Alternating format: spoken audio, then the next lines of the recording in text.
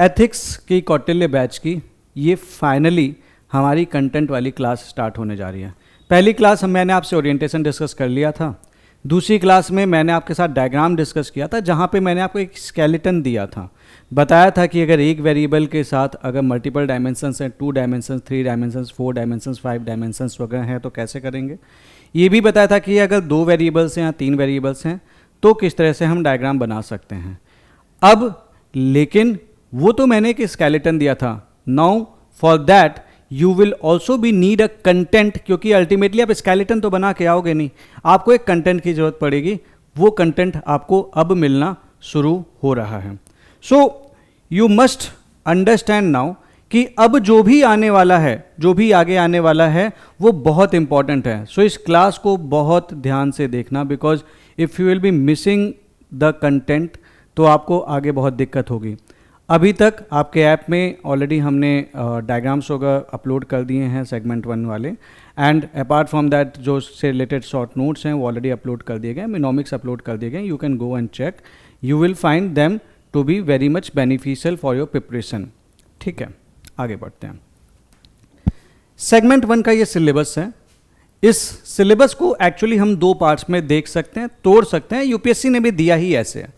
That is ethics and human interface, essence, determinants and consequences of ethics in human action, dimensions of ethics and ethics in private and public relationship।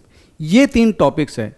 इस topic में क्या क्या हम पढ़ेंगे ये भी मैं आपसे डिस्कस करूंगा, but for the timing let us see कि भाई यहाँ पे ये मेरे को ये कह रहा है कि I need to know the interaction between ethics and human actions. जब हम ह्यूमन की बात करें, it is primarily about the human actions, that how ethics is actually influencing the human and actually how humans are actually influencing the ethics. और उसी से related ये सारे टॉपिक्स उन्होंने दे रखे हैं।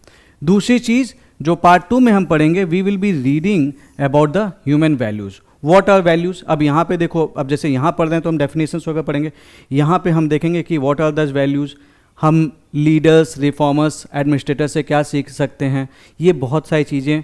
अपार्ट फ्रॉम दैट फैमिली का, सोसाइटी का और एजुकेशनल इंस्टीट्यूशंस का वैल्यूज इनकलकेट करने में क्या रोल है। अच्छा, यहाँ पे मैं आपको एक चीज़ ये बता दूं कि फॉर द टाइम बिंग आप इस चीज़ को भी पढ़ के you will be able to make the sense कि भैया समथिंग इज कॉल्ड एथिक्स, कोई अच्छी सी चीज़ है। Exact definition I will be discussing, don't worry about that, but for that time being कोई एक अच्छी सी चीज़ है एथिक्स जो आप एक जनरल पार्लेंस में जानते हैं, that is something that is guiding us for the good. उस चीज़ के बारे में हम पढ़ रहे हैं, and values is something like that. In general मैं आपको बता दूं, जब जब उन्होंने डिफरेंसेस पूछे हैं तब तो बात अलग है, otherwise we always keep on using the terms ethics, morality, values interchangeably most of the times, but for the time being understand that ethics and values are something that are different, because ये differently इस chapter में दिया है। Otherwise आपके questions में इसे आप बहुत डिफरेंट नहीं मानेंगे। जो चीज़ आप वहाँ पे अप्लाई करेंगे, जहाँ पे वैल्यूज़ लिखते हैं वहाँ पे इन जनरल आप एथिक्स लिख सकते हैं, जहाँ पे एथिक्स लिखते हैं इन जनरल आप वैल्यूज़ लिख सकते हैं। ठीक है, तो इस यूनिट का जो फोकस है that is for the foundation of ethics. Then ethics का क्या एप्लीकेशन है ह्यूमन बिहेवियर में, एंड अगर ह्यूमन बिहेवियर की बात हो रही है तो human behaviour is ultimately affecting the society, तो सोसाइटी में भी एथिक्स का क्या इन्फ्लुएंस है। अपार्ट फ्रॉम दैट हम पढ़ेंगे कि वैल्यूज़ का क्या रोल है in shaping individual and societal actions. Society भी वैल्यूज़ के अकॉर्डिंग मूव करती है। We have the society of Afghans, we have the society of Indians, we have the society of US also. For example कई सारे बच्चे अगर इस चीज़ को नहीं समझ पाते हैं तो आप एक चीज़ समझ लीजिए, there was a time when there was the racial discrimination. So when this racial discrimination was there in the USA, काले गोरों का भेद था, दैट वॉज देयर वैल्यूज। सो उस चीज़ को डेफिनेटली बाद में चैलेंज किया गया, but for the time being understand that values do have an important role in affecting the societal actions। ठीक है, लाइक कई बार हम रिलीजन से इन्फ्लुएंस हो जाते हैं, सो हमारे जो रिलीजियस वैल्यूज़ हैं वो हमें किस तरह से इन्फ्लुएंस कर रहे हैं, तो बहुत सारी ऐसी चीज़ें हैं जो हम इस चैप्टर में पढ़ेंगे। Don't worry about that, I will be discussing each and everything in detail. ये सारी चीज़ें जब ये चैप्टर खत्म हो रहा होगा ना, you will come to know, आपको समझ में आएगा, you will be feeling enlightened कि भैया मैंने काफ़ी कुछ समझ लिया है, और वो आपको रियल लाइफ एक्शंस में भी हेल्प करेगा। ठीक है। बट बिफोर दैट हम देख लेते हैं कि यहाँ से क्वेश्चंस किस तरीके के उन्होंने पूछे हैं ताकि हम अपनी पढ़ाई को एक डायरेक्शन दे सकें। सो 2013 में एक क्वेश्चन आया था, what do you understand by values and ethics. So यहाँ से मुझे एक चीज़ समझ में आ रही है कि मुझे एथिक्स एंड वैल्यूज की एटलीस्ट डेफिनेशंस तो पता होनी चाहिए। इससे एक मैसेज और भी मिल रहा है कि मेरे सिलेबस में जितने कीवर्ड्स हैं मुझे उन सारे कीवर्ड्स की एक स्टैंडर्ड डेफिनेशन या 2 स्टैंडर्ड डेफिनेशन पता होनी चाहिए। ठीक है, क्वेश्चन आएगा, हम अपने डेफिनेशन बना लेंगे, बट व्हाट इफ कि अगर हम स्टैंडर्ड डेफिनेशन यूज कर लें, क्या मुझे नंबर नहीं मिलेंगे अच्छे। फॉर एग्जांपल अगर एथिक्स की एक डेफिनेशन आ रही है, अगर हम वो वाली डेफिनेशन यूज कर रहे हैं जो इग्नू में दी हुई है, या फिर एरिस्टोटल ने जो वर्चू एथिक्स में निकोमीन एथिक्स में जो दे रखा है डेफिनेशन, वो हम यूज कर लेंगे तो क्या हमें नंबर ज़्यादा नहीं मिलेंगे। ठीक है, why it is important to be ethical along with being professionally competent, the application of ethics। ठीक है, एप्लीकेशन बेस्ड क्वेश्चन 2013 से ही आ रहा है। ऑल्दो पहला पोर्शन थियोरेटिकल, दूसरा portion is more of an application. Some people that values keep changing with time and situation while others strongly believe that there are certain universal and eternal human values। आपका क्या perception है। अब जब भी ये बोलता है ना आपका क्या परसेप्शन है, you must try to justify the things. ठीक है, तो वैल्यूज के बारे में जब पढ़ रहे होंगे तो we will be discussing about are the values eternal, are the values absolute. ठीक है, ये सारी चीजें, और आर दी वैल्यूज चेंजिंग। अगर वो चेंज कर रही है, what are the reasons of changing of the values, तो ये मेरे को पता होना चाहिए। ये सब आपको पीवाईक्यूज बता रहे हैं। ये चीज एक जगह पे और इंडिकेट कर रहा है, is ethics which is based upon the universal standard, is ethics is changing. क्या एथिक्स चेंज हो सकता है? इज इट पॉसिबल कि हर एक चीज को हम एथिकल कह सकें, और इज इट द थिंग कि हर एक चीज को हम एथिक्स ना कह सकें। ये सारी चीजें हम पढ़ेंगे अभी आगे। The good of an individual is contained in the good of all. What do you understand by this statement? How can this be principle be implemented in public life? तो एक इंसान का जो वही है ना कि कर भला तो हो भला वाला जो स्टेटमेंट्स हम पढ़ते हैं, तो घुमा फिरा के मुद्दे की बात यहाँ पे यही है कि जो आपका जो गुड है, ठीक है, वो लोगों के गुड में है। You have heard this term Sarvodaya, rise of all. तो काम हमेशा वही करें जो दूसरों को भी ग्रोथ करने में हेल्प करें। The ethics of reciprocity, Christian maxim है, do unto others what you don't want unto you. तो ये चीज़ है, ये चीज़ भी हम पढ़ेंगे। सारे human beings they aspire of for happiness, do you agree? What does happiness mean to you? अब this is something about an end, तो हम पढ़ेंगे मीन्स एंड एंड के बारे में कि what are the means, what are the end. Because जैसे कि एरिस्टोटल ने भी बात की थी, he talked about the virtue ethics, so he talked about the ultimate aim of human life, of virtuous character. ठीक है, उन सारी चीज़ों के बारे में बात करेंगे। अब हैप्पीनेस का मतलब ये मत लिख देना कि भैया मेरे लिए हैप्पीनेस है गाड़ी लेना, i10, i20, मर्सिडीज। ये सब चीज़ें समझनी पड़ेगी। When you are writing the ethics paper, you have to think ethically. What is the happiness for you? Link it with your ethics paper. Don't write your emotions. अगर आप अपने emotions लिखने बैठोगे ना, नंबर कभी नहीं मिलेंगे। Then comes what does ethics seek to promote in human life? तो ethics का purpose क्या है? Why it is more important than public administration? Logically अगर आप देखेंगे तो पब्लिक एडमिनिस्ट्रेशन में क्यों इंपॉर्टेंट है? सीधी सी बात है, अभी आप कुछ डिफरेंसेस क्रिएट करना चाहो, ज़्यादा कुछ डिफरेंस नहीं क्रिएट कर सकते हो। लेकिन अगर एक डिस्ट्रिक्ट मजिस्ट्रेट है, उसका एक फ़ोन से पूरा डिस्ट्रिक्ट हिल जाता है, वो जो चाहे वो वहाँ पे करवा लेगा। So he have the resources, he have the human resources, he have the economic resources. वो सारा स्टेट जो डिस्ट्रिक्ट है उसका रिसोर्सेज उसके हाथ में है। सो पब्लिक एडमिनिस्ट्रेशन में ये ज़्यादा इंपॉर्टेंट हो जाता है। What about the cabinet secretary? Can not he do anything? तो ये सब चीज़ों के बारे में बात करेंगे हम आगे जाकर। Human beings should always be treated as end in themselves and never as a means. Explain the meaning and significance of this statement giving this implication in modern technical society. See, यहाँ पे बात की उन्होंने means and and की, यहाँ पे भी means and and की बात होगी। Repetition has started. What does ethics mean to promote in human life वाली बात चल रही थी। उसके बाद the current society is plagued with widespread trust deficit. क्यों? क्योंकि जो वादे करते हैं वो तो टूट जाते हैं। वादा किया ही से ले जाता है जो टूट जाता है। ये बातें भी आप पढ़ते होंगे, शादी के वादे करके तोड़ दिए जाते हैं। ये तो फिर भैया रियल लाइफ की सोसाइटी है। ठीक है, हर साल पॉलिटिशियंस वोट आपको वादा करते हैं, ये करोगे तो गड्ढे भरवा देंगे, ये करोगे तो बिल कम करवा देंगे, बस तुम हमको वोट दे दो. So there is a widespread trust deficit. इसका क्या कंसिक्वेंस है for the personal wellbeing and the societal wellbeing. जब आप लोगों पे ट्रस्ट नहीं करेंगे तो क्या होगा. बहुत बेसिक सा एग्जांपल समझ सकते हो. कार से जा रहे हो, किसी ने हाथ दिया कि भैया जी हमको बैठा लीजिए, और कुछ लोग बैठा भी लेते हैं, बट ज़्यादातर लोगों को क्या लगता है कि दे ऑलवेज थिंक ऑफ कि कहीं ये लूटने वाले ना हो. What is that, what does that show, that show the trust deficit. अगर इन चीज़ों के चलते जो भी एक्शंस हो रहे हैं उसके अगेंस्ट में जो रिएक्शंस हम देख रहे हैं उससे जो ट्रस्ट डेफिसिट हो रहा है, just think of it at a broader level. You don't trust your government. When you won't be trusting your government, any actions taken by the government won't be supported by you. When any actions taken by the government won't be supported by you, you will start considering that government not as a legitimate government. ठीक है, हमने उसको vote दिया है, या फिर वो that is the elected representative, but at the same time आपके बोलोगे मेरे को गवर्नमेंट से मतलब नहीं है, गवर्नमेंट क्या करिए, भाड़ में जाए. ये स्टेटमेंट्स आते हैं because there is a widespread trust deficit. When you believe your government, you work with the government for the development of the nation. क्या है इशू यहाँ पे? The main issue is the trust deficit. जो वादे किए जाते हैं वो तोड़ दिए जाते हैं. वो गाना भी है ना, वादा तो टूट जाता है, kind of. Then differentiate between the following. Law and ethics के बीच में क्या डिफरेंस है? Ethical management and management of ethics, discrimination and preferential treatment, personal ethics and professional ethics. ये क्वेश्चन आ रखा है. अच्छा, इसमें कई सारी चीज़ें ना आपको मिनोमिक्स में मिल जाएंगी, तो you don't need to worry. बहुत सारे मतलब बहुत ही अच्छे तरीके से वो बनाए गए. Social values are more important than economic values. Discuss the above statement in the context of inclusive growth of a nation. See, this is a application based question. Economic values generally पैसे के लिए दुनिया काम कर रही है, but that is the subset of this social values. When you read society, when you read sociology, या फिर when you read ethics, you have always to put the economic values before below the social values. एक economics का student economics में economic scenario को हमेशा ऊपर रखेगा, but in general you have to keep this below the social values. इस तरह की चीज़ें समझनी है. This is again an application based question. Environmental ethics, तो इन्वायरमेंटल एथिक्स के बारे में आपको पता होना चाहिए. You should be knowing about the bio ethics.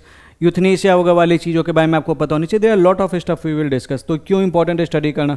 कोई एक इन्वायरमेंटल इशू डिस्कस कर लीजिए from the point of view of environmental ethics. And how does ethics contribute to social and human well being. ठीक है, तो ये चीज़ है. अभी ये क्वेश्चन हमने सिमिलर एक क्वेश्चन देखा भी था. ठीक है, what does it aim to promote the in human life, ये भी है, ये भी आप इससे लिंक कर सकते हैं. So you will always find, देखो क्वेश्चन का स्टेटमेंट रिपीट हो चाहे ना हो, उसका सेंस हमेशा रिपीट होता है. अगर आप इनके PYQs करते चलेंगे, जो हम करवाऊंगा, मैं आपसे डिस्कस करूंगा, you will find that a lot of questions, a lot of questions you will be able to do बिना किसी टेंशन के, with the good examples. Then the crisis of ethical values in modern times is traced to a narrow perception of good life. तो narrow perception of good life leads to what? The trust deficit. Trust deficit वाला अगर आपने सही से किया होता, इस question को आप कर लेते हैं. Then without commonly shared and widely instant moral values and obligations, neither the law nor the democratic government nor even the market economy will function properly. What do you understand by this statement? Explain with illustration in the contemporary times. ठीक है, this is again and किस type का question है ये? This is a question which is an application based question. Now with regard to the morality of action, one view is that means is of paramount importance, other view is that end justify the means. What view do you think is more appropriate?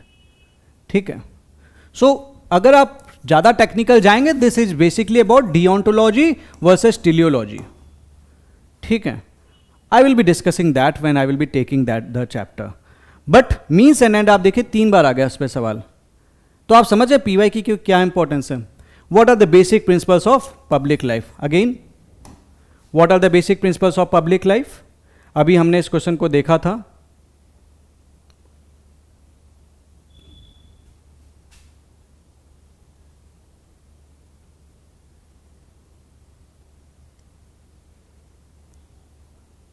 What does ethics seek to promote in human life? How does it seek?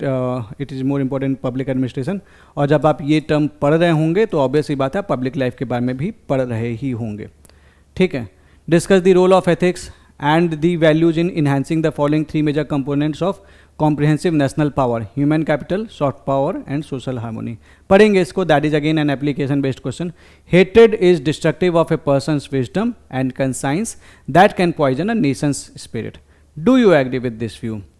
Again, hatred कब आपको नफरत कब होने शुरू होती है? When there is the narrow perception of good life. पढ़ा था statement. When there is narrow perception of good life, hatred will automatically develop. So narrow perception of good life से इस क्वेश्चन को आप लिंक कर सकते हैं. ठीक है. Then discuss the role of ethics and values in enhancing. अच्छा, ये हमने डिस्कस कर लिया. It is believed that adherence to ethics in human actions would ensure in the smooth functioning of an organization or the system. If so, what does ethics seek to promote in human life? Again a repetition. What does ethics seek to promote in human life? So this is again a repetition. Now in 2023 there was a question called moral intuition and moral reasoning. अब कई सारे बच्चों को कई बार समझ में नहीं आता, इस टाइप के क्वेश्चंस आ गए. अब हमने ये स्टेटमेंट नहीं पढ़ा अभी, तो आप अभी किसी इन जनरल कंटेंट देखेंगे तो आपको दिख जाएगा कि भाई लोगों ने अपनी बुक्स में इंक्लूड किया है, but that was not the case always.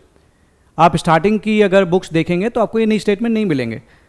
तो इसको इस टाइप के टर्म्स को टर्म वाइज ब्रेकअप कैसे करना है ये भी हम समझेंगे. Then ethics encompasses several key dimensions that are crucial in guiding individuals and organizations towards morally responsible behavior. What are the key dimensions of ethics that influence human action? Again a repetition straight from the syllabus. How does these dimensions shape ethical decision making in professional context? Again a repetition straight from the syllabus, a repetition also. The strength of the society is not in its laws but in its morality of the people. Law and morality आपको पढ़ना है. ठीक है. जब यहाँ पे हम morality की बात कर रहे हैं तो at the same time we will be discussing about ethics also. So this was the statement by Swami Vivekananda. We will be knowing about what is morality, we will be knowing about what are the laws, what is the difference between them, and we will be actually applying that to the ethics questions. For any kind of social reengineering, by successfully implementing welfare schemes, a civil servant must use reason and critical thinking. That is very important part of ethics. In an ethical framework, justify the statement with suitable examples. तो आप इस questions को देख के ये समझ पा रहे हैं कि अगर आप एथिक्स के आसपास की टर्मिनोलॉजी समझ पा रहे हैं, आप ये समझ पा रहे हैं कि what principles of ethics you have to apply, आप ये समझ पा रहे हैं कि what are the theories that are important in understanding ethics, आप ये समझ पा रहे हैं कि what is the difference of ethics with the laws, with the religion, with the morality, with the social norms, तो फिर आप कहीं ना कहीं एथिक्स को अच्छे से समझ पा रहे हैं. And that is why unit 1 is very important. No doubt ज़्यादा सवाल यूनिट 6 और 7 से आते हैं, but at the same time unit 1 form the basis of those unit. So unit 1 थोड़ा से ज़्यादा क्लासेज होंगी, उसमें हम थोड़ी एक्स्ट्रा क्लासेस लेंगे ताकि आप यूनिट 1 बहुत अच्छे से समझ सकें. The moment you will B grasping the unit 1, आपके लिए यूनिट 6, 7, 4, 5, 3, 2 सारे बहुत आसान हो जाएंगे. ठीक है. अब आते हैं सिलेबस पे. सिलेबस में पहली चीज लिखी हुई है एथिक्स एंड ह्यूमन इंटरफेस में the essence of ethics. Essence of ethics mentioned है. अब इसेंस ऑफ एथिक्स में आप पढ़ते समय क्या क्या चीजें आपको पता होनी चाहिए ये मैंने आपको मेंशन कर रखा है. ठीक है. So here you will be knowing about what is ethics. So you should always have a definition in your hand. I will be providing that definition. हम डिस्कस करेंगे. अभी मैं पूरा डिटेल डिस्कस नहीं कर रहा, just I am just trying to give you in brief idea कि हमारी क्लास किस डायरेक्शन में जाएगी. Then I will also be discussing why it is important, why ethics is important, what are the significance of the ethical principles and what are the ethical principles themselves. क्या उन कौन से ethical principles हैं, because that is important for you to study. ठीक है. And then we will be discussing कि how these ethical principles they guide the human behavior.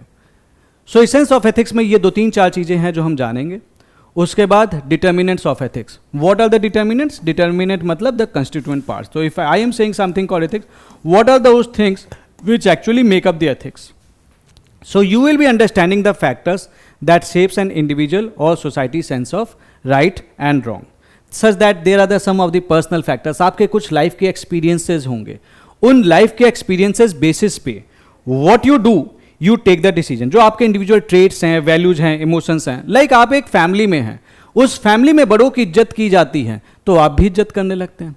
आप एक ऐसी फैमिली में हैं जिस फैमिली में किसी को भी लाइक कोई भी बाहर से आता है, वहां पे किसी का भी स्वागत नहीं होता, बड़े बदतमीजी से बात की जाती है, आप भी वैसे हो जाएंगे। So somehow because when you are born with a tabula rasa, आपका दिमाग एक क्लीन स्लेट था, जैसा जैसा आप देखते चले गए आप वैसे हो गए। एक रिलीजियस बैकग्राउंड में रहेंगे तो आप रिलीजियस बन जाएंगे, और एक इररिलीजियस बैकग्राउंड में रहेंगे तो आप इररिलीजियस बन जाएंगे। So what are the values that you are holding, ये चीज यहां पे आप पढ़ेंगे। इवन द कल्चरल फैक्टर्स, किस टाइप के कल्चर को आप बिलोंग करते हैं।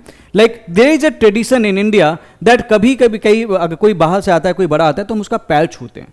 सो ये कल्चर के बारे में you will be reading about those cultural factors. Even आप जिस कंपनी में काम कर रहे हैं उसके कुछ अपने वैल्यूज होंगे, भैया पैसा नहीं लेना है, काम करना है, करप्शन नहीं करना है, बहुत सारी चीज़ें हैं। So we will be learning those determinants of ethics, because जब हम वो समझेंगे उन चीज़ों को और इनका इंटरसेक्शन देखेंगे, तभी हम समझ पाएंगे that how it is actually influencing the ethical decision making. That is important. एक क्वेश्चन आया था 2022 में, इसका सिंपल सा ये था कि ethics is knowing the difference between what you have the right to do, आप क्या कर सकते हैं, और क्या आपको करना चाहिए, what is right to do, Potter Stewart इसकी मीनिंग। तो व्हाट इज एथिक्स पे कहीं ना कहीं ये क्वेश्चन लिंकअप बनता है। तो आप देख रहे हैं सिंपल डेफिनेशन बेस्ड सवाल भी आते ही हैं। आइए, consequence of ethics in human action. तो हम देखेंगे कि भाई ह्यूमन एक्शंस के चलते क्या क्या कंसीक्वेंसेज हो रहे हैं। So what are the outcomes of ethics and unethical action on individual को, किस तरीके से एथिक्स अफेक्ट करता है इंडिविजुअल डिसीजन मेकिंग को। अच्छा, जब मैं कह रहा हूं कि it is affecting the individual, I am not interested कि भैया उसको इंडिविजुअली कैसे उस तरह से अफेक्ट करें। I am primarily focused upon कि इसके चलते ये इंसान क्या सोच रहा है, किस तरह से सोसाइटी में बिहेव कर रहा है। So how actually ethics is producing the individual actions. क्योंकि आपके मन में है आप चोरी करोगे, लेकिन आप चोरी नहीं कर रहे हो, that is the ultimate result. तो अल्टीमेटली द प्रैक्टिकल साइड अगर हम देखेंगे तो they are primarily focused upon the outcome of ethical and unethical actions on individual actions, societal actions and governance actions. Ultimately वो सारी चीजें हैं घुमा फिरा के, ठीक है। बट हम ये भी नहीं बोलेंगे कि यार हम मन में चोरी करने का सोच रहे थे, ये नहीं बोलना है, but that is what in the way you should think on this. Then the dimensions of ethics, हम 4 ब्रांचेस के बारे में बात करेंगे। नॉर्मेटिव एंड प्रिस्क्रिप्टिव एथिक्स के बारे में बात करेंगे, दैट इज वेरी इंपॉर्टेंट। क्योंकि एथिक्स सिर्फ ये नहीं होता कि what is right and wrong, it also provides you the standards. It is going to provide you the standard on the basis of which human actions will be evaluated. What are those standards? वो कौन से standard है जिसके basis पे human actions को हम evaluate करेंगे, और उसका बेसिस क्या है। क्या ऐसे ही कोई भी थ्योरी ले ली गई है या फिर कुछ पर्टिकुलर थ्योरी को प्रॉपर इज्जत दी गई है, ये सारी चीज़ें हम यहाँ पे पढ़ेंगे। सो दैट इज द नॉर्मेटिव और द प्रिस्क्रिप्टिव एथिक्स। प्राइमरली हमारे जो सिलेबस में है, जो हमें एक्चुअली पढ़ना है, that is about the deontology, consequentialism and the virtue ethics. उसके अलावा we will also be going for the contractarian theory, उन सारी चीज़ों के बारे में हम बात करेंगे। Then about the descriptive ethics, like we will be studying the ethical norms across cultures without any judgement. Like we will be studying कि लोग एक्चुअली बिहेव कैसे करते हैं, हम जजमेंट पास नहीं करेंगे। सो अवर असेसमेंट विल बी ऑब्जेक्टिव। हम जो भी लोगों का कल्चर है, अगर उनका कल्चर है कि like they are subjugating women, so we will be trying to understand their own culture कि why they are doing this, क्या चीज़ें हो रही है, but we won't be passing on a judgement. Like there was the racial discrimination earlier in the USA, so why that was happening, that was also part of their culture earlier. बाद में पता चला कि भैया ये सब तो critical thinking के बेसिस पे डिसाइड हुआ कि ये सब चीज़ ठीक नहीं है, तो तब चेंज हुई ना, बट तब तक that was their part of their culture. So descriptive ethics does not pass the evaluative judgments, it studies, it understands, and on the basis of that it tries to give and comment कि भैया क्या चीज़ें यहाँ पे कैसे हो सकती हैं। So that is something about that, ठीक है। Then the meta ethics, although UPSC कभी आपसे स्टेट ऐसा सवाल नहीं पूछेगा कि tell me what is normative ethics, tell me what is descriptive ethics, ये this is just for your understanding. Meta ethics में you will be understanding about the theoretical understanding of nature, scope and meaning of ethical concepts like good. आप बोलते हो कि the aim is good, summum bonum, this is bad, that is a good thing, that is the right thing to do, that is the wrong thing. But what these terms actually mean, meta ethics, that is the meta ethics. कि in terms का actual क्या मतलब है। Then the applied ethics, you will be applying the ethical principles to practical situations like bioethics, euthanasia. कुछ लोग मरना चाहते हैं, काफ़ी टाइम से बेड पे हैं, ख़त्म होना चाहते हैं, तो क्या हम उन्हें मार दें? This creates the ethical question. अगर हम उन्हें मार देते हैं, what about their right to life? और अगर हम उन्हें नहीं मारते हैं तो what about their right to choice? This thing creates the dilemma what a doctor should do, क्योंकि ये चीज़ अक्सर डॉक्टर्स नर्सेस को ही फेस करनी पड़ती है। सो उन सिचुएशंस में क्या चीज़ें होनी चाहिए, क्या चीज़ें नहीं होनी चाहिए, we will be discussing. Then the environmental ethics like sustainability, professional ethics like law के स्टडीज वगैरह हम पढ़ेंगे यहाँ पे, ठीक है। Then public and private relationship में एथिक्स। अब पब्लिक लाइफ की बात हो रही थी तो हम यही चीज़ बताना चाह रहा हूँ। देख see, private life is what? Private life is something called personal life. आप कभी भी फ़ोन कर लोगे, हाँ भाई क्या चल रहा है, चल मूवी चलते हैं, because you are sharing a emotional connection, so that is the personal connection, so that relationship is based upon trust, loyalty, honesty. वहाँ की एथिकल वैल्यूज ये हैं, ट्रस्ट है, धोखा नहीं देंगे एक दूसरे को। पब्लिक लाइफ में there is the formal and professional interaction, वहाँ धोखा नहीं देंगे, ट्रस्ट है। यहाँ पे जब हम बात करेंगे तो हम बात करेंगे अकाउंटेबिलिटी के, कोई भी काम करेंगे तो we are responsible for it. वहाँ पे बात है लॉयल्टी की। लॉयल्टी की मतलब क्या कि भैया तुम सही हो चाहे गलत, हम तुम्हारे साथ खड़े हैं, that is the loyalty over there. यहाँ पे बात है रिस्पॉन्सिबिलिटी की, वहाँ पे बात है ऑनेस्टी की, यहाँ पे बात है इंटीग्रिटी की, ठीक है। So public and private relationship वो पर्सनल कनेक्शन है, यहाँ पे फॉर्मल इंटरेक्शन है, that is informal, that is formal. तो इन चीज़ों के बारे में भी बात करेंगे। Then the human values, you will be learning the lessons from the lives of great leaders, reformers, administrators. So we will be learning कि भैया ये leaders होते कौन है, रिफॉर्मर्स होते कौन है, एडमिनिस्ट्रेटर्स होते कौन है।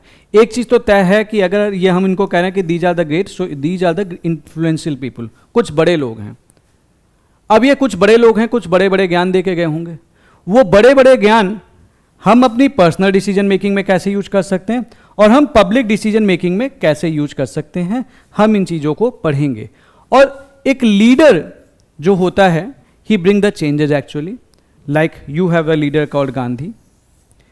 एक रिफॉर्मर होता है, he bring the social reforms, Jyotiba Rao Phule, Raja Rammohan Roy. And एक administrator, he is in the governance system, जैसे कि T N Seshan, formal election commissioner of India.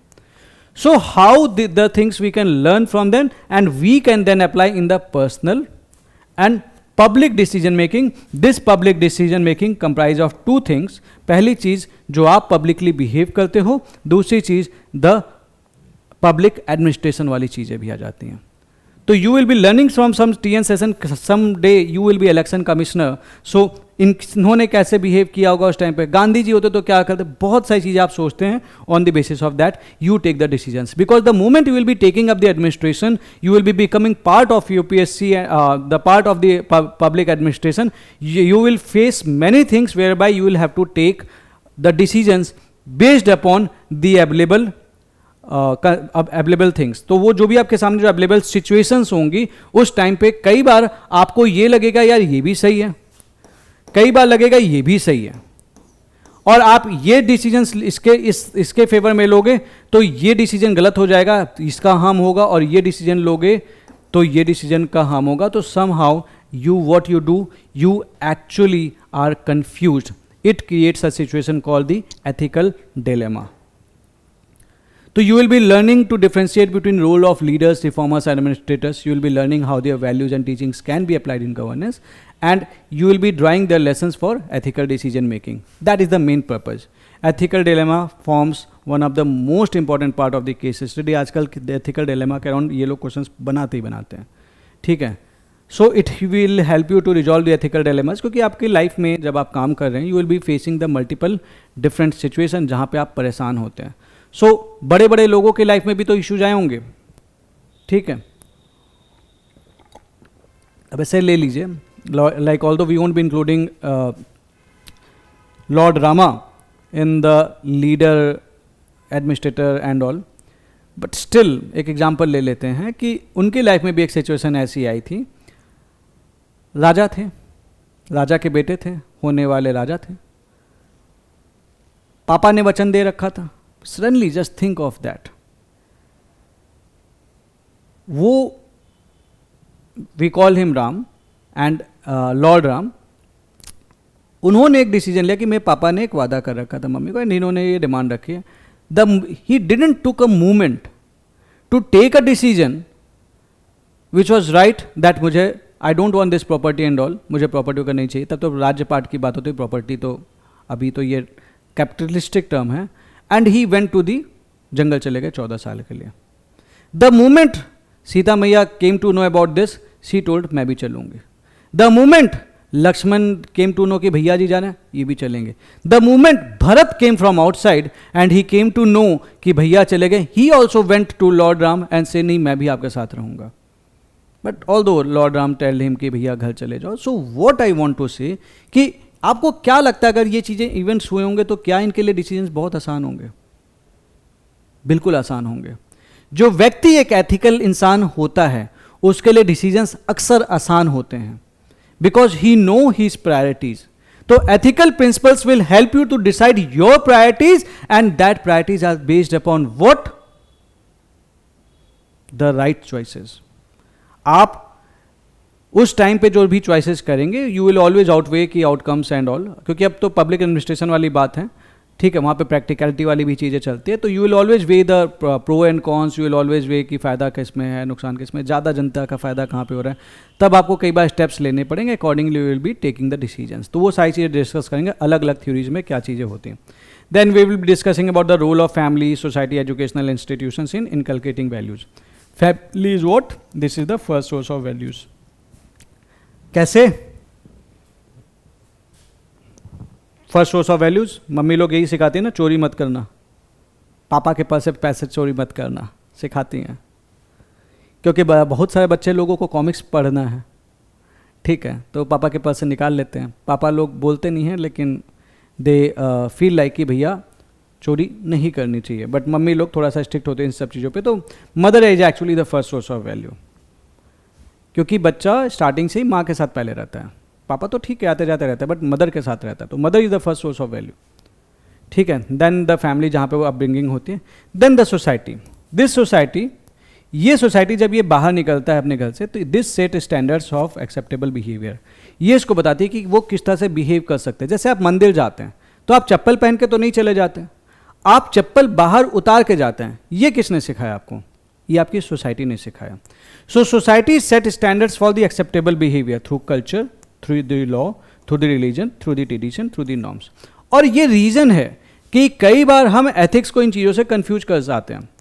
कोई भी टर्म, मान लो आप कोई भी एक्शन कर रहे हो, अब इस सब्जेक्ट का पर्पज ये है कि we will be evaluating your, जो भी आप एक्शंस ले रहे हो, we will be evaluating your actions on based upon the ethical principles. लेकिन दिल से बताना, जब भी आप कोई एक्शन कर रहे हो, even as an administrator, do you always think in terms of यार वो डिओन्टोलॉजी के अकॉर्डिंग मेरा एक्शन का क्या रिएक्शन होगा, वो कंसिक्वेलिस्ट के अकॉर्डिंग वो एंड मीन ये वो के क्या होगा? Do you really think? You don't evaluate your actions on the basis of that. What you do in general, जो आपने एक पर्सपेक्टिव बना रखा है ऑन द बेसिस ऑफ जिसने आपको हमेशा अफेक्ट किया है, what is the religion you are following, कई बार ये असर करता है. और जब आप एडमिनिस्ट्रेशन का हिस्सा होते हो कि what kind of law that is existing, that becomes the main thing for you, that become the main thing for you. So आप डिसाइड करते हो ऑन द बेसिस ऑफ कि आप कहां पे हो, क्या चीजें होनी चाहिए, उसके बेसिस पे you actually take the action. ये सारी चीजें हम बात करेंगे. So this is what we will be reading in this chapter. आगे बढ़ते हैं. Then the educational institutions. आपका पहला फॉर्मल एजुकेशनल जो एक्सपीरियंस होता है that is in the educational institution. Informal way में भी बहुत सारी चीज़ें सीखते हैं. पंक्चुअलिटी सीखते हैं आप वहाँ पे, डिसिप्लिन सीखते हैं, बहुत सारी चीज़ें आप स्टोरीज पढ़ के सीखते हैं. जेंडर इक्वालिटी सीखते हैं. आप ये भी सीखते हैं कि हमारी जो बहनें हैं उनकी चोटी नहीं खींचनी चाहिए. सी इज ऑल्सो ए वीमेन, उसकी भी रिस्पेक्ट करनी चाहिए. अगर मेरी फैमिली में नहीं हो रही तो जेंडर इक्वालिटी वाले सब्जेक्ट्स आप पढ़ के जाते हो, मम्मी को बताते हैं कि नहीं मम्मी हम दोनों को बराबर का ट्रीटमेंट देना है. So there is a lot of ethical principle that you study in your school books and notebooks also. Democratic values, social justice, and then you study कि how these institutions they interact and complement in shaping the ethical behaviour. आगे बढ़ते हैं. This is ethics. पहला सवाल. Now we are actually starting the ethics का chapter. अभी तक मैंने आपसे डिस्कस किया किस तरीके से सवाल आ रखे थे, अब मैं आपसे डिस्कस करने जा रहा हूं कि what is ethics. Please try to understand it. बहुत सिंपल है, अगर आप एथिक्स को एज अ साइंस पढ़ेंगे, इसके टर्मिनोलॉजीज को यूज करने में आपको परेशानी नहीं होगी। अगर आप एथिक्स को एज अ फिलॉसफी पढ़ेंगे, इसके टर्मिनोलॉजी यूज करने में आपको बहुत परेशानी होगी। Although that ethics is normative philosophy only, but read it like a science. So start with the definition. पहली चीज, ethics is, the term ethics comes from Greek word called ethos, which means character, habit, customs or behavior. So ethics is primarily revolving around it. It will be primarily revolving around your character. कैसा character है आपका, कैसी आदतें हैं आपकी। बोलते ना, अब आजकल तो रील्स वगैरह का ज़माना है, तो आप लोग देखते होंगे कि वो लेडीज सीट पे दिया नहीं सीट, तो बोलते कैसा करेक्टर का आदमी है, खराब करेक्टर है इसका, तुरंत डिसीजन, लेडीज सीट दिया नहीं, खराब आदमी है। बट ठीक है, that is happening. Character, habit, आपकी किस तरीके की हैबिट है। कई लोगों की हैबिट आपको बड़ी अच्छी लगती है, यू से कि भैया किसकी हैबिट बड़ी अच्छी है, सुबह उठ के जाता है, you sense a kind of discipline in him. एक हैबिट और आप नोट कर सकते हैं कि कोई एक ब्यूरोक्रेटिक इंसान है, वो संडे को जरूर जाता है फ्री में पढ़ाने के लिए, that is also habit. You start associating with a good character, he is a virtuous person. Customs and behaviour, so ethics is actually revolving around these things. IGNOU की डेफिनेशन वाइज बोलें, ये किसी और के इग्नू में ये डेफिनेशन दी हुई है जो आपको आपकी दूसरी बुक्स में भी मिल जाती है। Ethics can be defined as the systematic study of human actions from the point of view of their rightfulness or wrongfulness as a means for the attainment of ultimate happiness. So इस definition को अब हम one by one break करना शुरू करते हैं। This is a standard definition, ज़्यादातर बच्चों को रटी रहती है। Ethics can be defined as the systematic study of human actions. The moment I am saying this is systematic, science क्या होती है? साइंस में कोई चीज जब आपको स्टडी करनी पड़ती है तो you go on studying it step by step, step by step, step by step. Ethics में भी वो स्टेप्स क्या हैं? These steps are those normative principles. You always evaluate the actions on the basis of what your the standards, जो कि आपको अभी आगे मैं बताऊंगा। Apart from that the ethical theories such as deontology, teleology, consequentialist, इन चीज़ों के बारे में भी आपको चीज़ें बात करूंगा, virtue ethics etcetera. So that is the defined as the systematic study of human actions. पहली चीज़, तो मैं जब अब पढ़ रहा हूँगा तो मेरे के दिमाग में जो आइडियाज होंगे स्ट्रक्चर्ड होने चाहिए from the point of view of their rightfulness और रॉन्गफुलनेस। अब मैं कैसे डिसाइड करूंगा कि कोई एक्शन सही है या गलत है? So I need a parameter from which I can evaluate. कुछ तो चाहिए ना, तब तो सही और गलत बोलूंगा। ऐसे ही थोड़ी सो के उठे हैं और बोल दिया कि भैया गलत है, नहीं नहीं नहीं नहीं बढ़िया मजा नहीं आ रहा, तुम गलत हो। नहीं, ऐसा नहीं होता। You will have to say कि नहीं भैया, हमारे गांधी जी ने बोला है कि भैया हत्या नहीं करनी है, नॉन वायलेंस, इसलिए तुम गलत हो। या फिर हमारे वेदास में भी लिखा हुआ है, या फिर दूसरे like you will be studying about the ethical principles like Christian maxim कि भैया दूसरों के साथ वो नहीं करना चाहिए जो आप खुद के साथ नहीं करना चाहते। तो आप हत्या क्यों ना करें? क्योंकि आप नहीं चाहते कोई और आपकी हत्या कर दे। तो you have form some standard of evaluation to जज योर एक्शंस एज राइट और रॉन्ग। एंड हम क्यों इवैल्यूएट कर रहे हैं? ताकि हमारा अल्टीमेट गोल क्या है? We have an end goal which is ultimate happiness. अब ये हैप्पीनेस, ये वो वाला हैप्पीनेस नहीं है कि मर्सिडीज ले ली, वो वाला जो गाना आपने सुन रखा है, वो हनी सिंह का गाना है कि इसकी और गिटार और पता नहीं क्या क्या आजकल आया हुआ मिलेनियर वाला गाना, ठीक है। That is not the ultimate happiness, ये यहाँ पे मत लिख देना, ठीक है। फिर वो क्या कहते हैं, आपको हनी सिंह के बगल में बैठा देगा लेकिन नंबर नहीं देगा एग्जाम में। द हैप्पीनेस शुड बी कि लोगों का भला हो, लोग शांति से रहें, something like that, a peace of heart, इन सारी चीज़ों से कुछ अच्छे काम करके जो कि वो सुनना चाहता है, ये लिखना है। That is the systematic way of answering. Don't write it Millionaire बना कि मिलेनियर वाला गाना लिख दिया, ठीक है। वो हो सकता है आपके लिए अल्टीमेट हैप्पीनेस हो, लेकिन एग्जामिनर को अपनी इतनी हैप्पीनेस मत दिखा देना, नंबर काट के बैठा देगा, बहुत दुख देगा। वो हैप्पीनेस की बात कर रहे थे आप, ध्यान रखिएगा।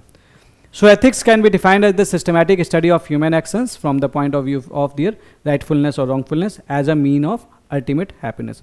So you organize the principles in a logical way for studying ethics. You have a parameter of evaluation and you have an end goal, that is summum bonum or the ultimate happiness. So ethics deals with what? So ethics deals with what? Human conduct and the human character. आपका character कैसा है और आप काम कैसा कर रहे हैं. In this is concerned with, ethics is concerned with जो भी आप behave कर रहे हैं, whether that is right behavior or the wrong behavior. आप घर से बाहर निकले तो क्या आप गाली दे के आए या फिर आपने नहीं दी. Don't use these examples, ये बस आपके समझने के लिए है. आप के सामने पेपर में चीटिंग हो रही थी, अलाउड था, आपने चीटिंग की कि नहीं की. What was the right behaviour that time? यही था कि चीटिंग नहीं करनी थी. So the aspect of right and wrong aspect of behaviour, पहली चीज आपको यहां पे दिखी जाती है. दूसरी चीज, on the basis of how you behaved I will be scrutinising, कि भैया आपने जो काम किया वो सही था कि गलत था, आपने चीटिंग नहीं की. So I will be scrutinising whether it is right and wrong. और ये मैं कैसे बोलूंगा आपने चीटिंग नहीं की, सही है कि गलत है? On the basis of established standards. आपने चीटिंग नहीं की और एस्टैब्लिश्ड स्टैंडर्ड भी यही कहता है कि चीटिंग नहीं करनी चाहिए. देन आई विल से कि नहीं, आप सही हो, आपने एक राइट एक्शन लिया है. Then ethics itself provide the established standard for evaluation.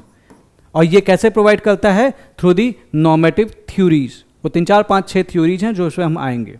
In general समझ लीजिए, बहुत बेसिक सी चीज़ हैं. वो थ्योरीज के बारे में बात कर लेते हैं और वो थोड़ा सा establish standard like generosity, empathy, compassion, जो भी एथिकल वैल्यूज आप सोच सकते हैं, इंटीग्रिटी, प्रोबिटी, वो भी यहाँ पे चला आएगा. बट अगर थ्योरेटिकल एस्पेक्ट में जाएंगे तो we have some theories that will be discussing that. So for the time being they have established standards for the evaluation of conduct. And then apart from evaluation or scrutiny of behavior, its ultimate aim is to achieve summum bonum, that is chief good in human behavior. Human behavior में it want to have a chief good, that is the highest standard of human behavior. You have a virtuous character. अगर virtue ethics की बात करेंगे from as per Aristotle, virtue, character, ये सारी चीजें हम बात करेंगे. So that is the concern of ethics. ठीक है, तो आई होप यहां तक आपको चीजें समझ में आएंगी कि एथिक्स है क्या आखिर. तो अगर आप समझ पाए तो आपने यहां तक समझा है कि ethics is the systematic study of human actions. रट लो ये डेफिनेशन, कभी भी लिखने की जरूरत पड़ सकती है. Which can be defined from the point of view of their rightfulness और wrongfulness as a means for attainment of ultimate happiness.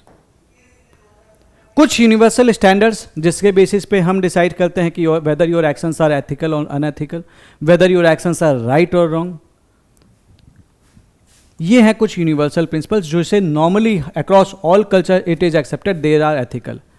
Selflessness, truthfulness, सच बोलना चाहिए. कंपैशन, किसी का खाली दुख मत देखो, उसके लिए कुछ करो भी.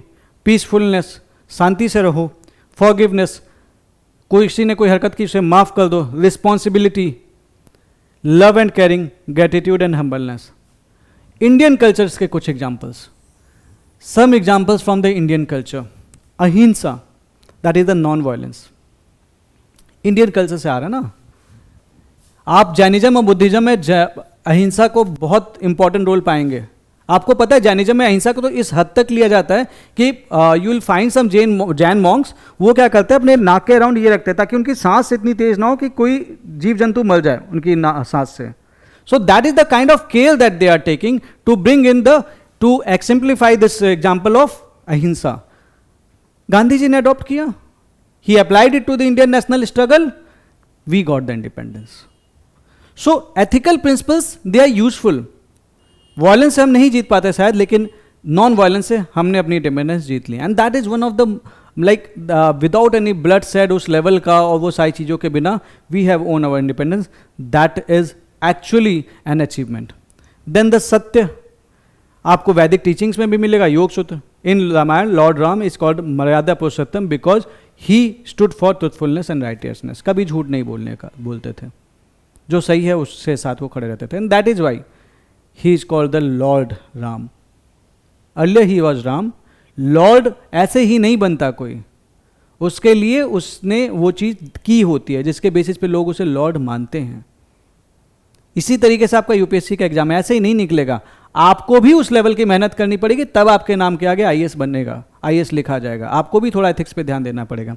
And then this seva, selfless service, Sikhism में आपको मिल जाएगा, हिंदू कर्मयोग में मिल जाएगा, like langar. That is the part of the seva, that is the part of their culture. आप कभी भी लंगर में चले जाइए, आप कभी भूखे नहीं जाएंगे. You will always find something to eat and they will treat you with full respect. प्यार से बैठाएंगे, खाना खिलाएंगे, सर्व करके देते हैं आपको. That is the langar, that is the beauty of langar. So that is also the some standards of ethical behaviour. इन चीजों के बेसिस पे अब एक तरफ है लंगर और दूसरी तरफ आप गए कहीं पे, आपने लाइक सोसाइटी में लाइक गए, आपको भूख लग रही है, सपोज करो आजकल जो सोसाइटीज़ आ रही हैं, नई नई सोसाइटीज़ आ रही हैं, और वहाँ पे जाके आपने गार्ड से बोल दिया भिक्षामी देही. वो तो अंदर जाने नहीं देगा, पूछेगा मैडम ये भीख मांग रहा है, भगाओ भगाओ भगाओ उसको वहाँ से. Something like that will be happening. No seva. Things are changing. तो that is not ethical standard. We हमने कभी भी अपने जो भी अतिथि हैं, अतिथि देवो भव वाला जो हमारा ट्रेडिशन है, हमारे लिए वही एथिक्स है. और इसके बेसिस पे कोई इंसान उसको फॉलो कर रहा है. थिंक ऑफ दिस कि कोई इंसान कोई एक्सेप्टेड नॉर्म्स को फॉलो कर रहा है, वी से ही इज एथिकल. कोई इंसान इन एक्सेप्टेड नॉर्म को फॉलो नहीं कर रहा है, वी से ही इज अनएथिकल. सिंपल. और उसी के बेसिस पे ये हमने एक पैरामीटर बना रखा है. अगर ये इसको फॉलो कर रहा है, हिज एक्शंस आर राइट. अगर ये इसको फॉलो नहीं कर रहा है, his actions are wrong. Simple. बहुत टफ नहीं है एथिक्स, अगर आप इसको सिस्टमैटिक वे में देखेंगे. तो जब भी मेरे को प्रिंसिपल्स किसी के स्टडी करने की, whether he have taken care of these things और whether he have taken care of the ethical theories, जो मैं डिस्कस करूंगा आपसे, बहुत डिटेल में डिस्कस करूंगा, you will always find the answer कि whether his actions are ethical or unethical. Ethics is very easy, provided you are actually evaluating his decisions, his actions on the basis of these stuff. ठीक है. Then अब सवाल आते हैं, sir ये तो established standards की आप बात कर रहे हो, these are the established standards, can they be changed? क्या change कर सकते हैं हम इन्हें? The answer is yes. The ethical standards can also change. Nothing is permanent except the change. So ethical is if you have some established principles which society is following, if you have the new logic or new reasoning, new critical thinking. याद है previous एक question आया था एक PYQ, critical thinking के ऊपर ही था. So if you are rejecting it by new logic and new reasoning, then new standards are set. नए standards बन जाते हैं, they become the new ethical principles. Values पे भी ये चीज़ आप यूज कर सकते हैं. वैल्यूज आर परमानेंट और values are changing. For example slavery, ancient Rome में दैट वाज फाइन, उनके लिए था, because that was their society. लेकिन we had the enlightenment, we had the humanism and we have the equality before God. ये वाले जब concepts आए, कुछ लोगों ने सवाल उठाना शुरू किया कि भैया क्या इनकी लाइफ का वर्थ है कि नहीं है. Then this was started to be condemned and today this is universally condemned. Slavery is abolished. कि लोगों, people do have some inner worth. ये चीज़ कहाँ से आई? This was the new ethical principle, humanism. Earlier there was no humanism. Humans have an inherent worth. यहाँ पे वो भेड़ बकरी की तरह ट्रीट किए जाते थे. They accepted that if humans have a worth, और हम सब भगवान के बच्चा लोग हैं, तो in that case we should be accepted with full respect. We should have a minimum dignity. और आज की डेट में humanism is taking a wider form. We talk about the human dignity. We talk about the self respect. Even early internet days में जब internet वगैरह शुरू हुआ था तो पर्सनल डेटा की कोई बात नहीं करता था. That was not a moral concern. मानते हैं? बट फिर देखा गया कि there are the tech giants, वो डेटा को मिसयूज कर रहे हैं. दे आर द, तो फिलोसफर्स और पॉलिसी मेकर्स ने आर्ग्यू किया कि privacy is a fundamental human right. Privacy it's itself a new ethical norm. India में Puttaswamy case of supreme court, इन्होंने बोला सुप्रीम कोर्ट ने कि right to privacy is a part of article 21, that is right to life. They have included that. तो आज की date में आपका डेटा आपका है, it can not be miss used. Even general data protection right of European union, this was one of the most comprehensive privacy law in the entire world. और बहुत सोच समझ के इन कंपनीज को इनके डेटा को यूज करना होता है। So these are the new standards, this was earlier not an standard, this is not the new standard. Think of this, अब ये चेंज क्यों हो रहे हैं? Why the ethical standards are changing? Because social norms change हो रहे हैं। एक सवाल ये आएगा ना कि भैया चलो ठीक है, आप बोले स्टैब्लिश स्टैंडर्ड चेंज हो रहा है, तो अगला सवाल तुरंत आएगा अगर चेंज हो रहा है तो हो क्यों रहा है? Why this values are changing, why this ethical standards are changing? अगला सवाल ये आ जाता है। तो this is changing because we have a changing societal norm. Society is evolve कर रही है, सोसाइटी जैसे थी हमेशा तो वैसे है नहीं, there is the cross cultural exchange, लोग बाहर से आके अपने नए आइडियाज दे रहे हैं, people are developing the critical thinking, लोग पढ़ रहे हैं तो कुछ और चीजें सोच पा रहे हैं, they are getting the exposure of the new stuff. आज की डेट में तो सोशल मीडिया का जमाना है, यूएस में होगा कहीं और आपको यहाँ पे इंडिया में बैठे बैठे पता चल जाएगा। तो you are expose to the new ideas, when you are expose to the new ideas so आपकी वैल्यूज चेंज होंगी, ये तय है। और जब वैल्यूज चेंज होंगी तो आप नए एथिकल प्रिंसिपल्स को एक्सेप्ट करना शुरू कर देंगे।